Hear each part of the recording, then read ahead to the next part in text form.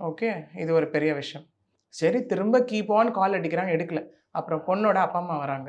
அவங்க ம். அப்பா, அம்மா கொஞ்சம் ரிலேட்டிவ்ஸ் வராங்க. வந்துட்டு எதுவுமே பதில் சொல்லல. கேட்கறதுக்கு எல்லாமே எதுவுமே பதில் சொல்லல. ஒண்ணுமே பண்ணல. அப்புறம் என்ன பண்ணாங்க, அவங்க ரெக்வெஸ்ட் பண்ணி, சரி அட்லீஸ்ட் நாங்க கோயில்லயாவது கல்யாணம் பண்ணிக்கிறோம்னு பையன் வீட்ல சொல்லி, ஒரு மரத்துக்கு அடியில ஐயரும் வந்தாச்சு. மரத்துக்கு அடியில நிக்க வச்சு, சரி ஒரு கல்யாணம். சரி பண்ணிக்கோங்க இங்க, அப்படின்னு சொல்லி அங்க விட்டாச்சு. எங்களுக்கு தெரிஞ்சா வேல போயிரும். சரி இவ்வளோ தூரம் நீங்க வந்துட்டீங்க. சென்டிமென்டலா லைக் ஒரு விஷயம் இருக்கு. சரி இதோ இருக்கு பாருங்க மரத்தடியில கல்யாணம் பண்ணிக்கோங்கன்னா, கிட்டத்தட்ட அந்த பொண்ணு 9 மணி வரைக்கும் வரவே இல்ல.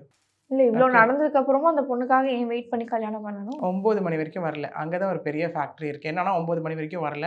ஒரு 9, 9:10க்கு அந்த பொண்ணு கேஷுவலா மாலை போட்டுட்டு அவங்க பாட்டுக்கு வராங்க. எதுவுமே நடக்காத மாரி வராங்க. பையனுக்கு ஒரு மாலை கூட அங்க கிடையாது அந்த இடத்துல. ஐயர் கேட்கிறாரு, "எங்கங்க பையனோட மாலை, மாலை, மாலைன்னு கேட்டிருக்காங்க." அப்புறம் ஒரு பூவ இது பண்ணி மாலையா போட்டுட்டு, இவரு இதெல்லாம் பார்த்துட்டு இவரு அழுதுட்டு இருந்திருக்காரு ஆக்சுவலி. ஆப்வியஸா யாருக்கா இருந்தாலும் ம். அழுகை வரும் இல்லையா?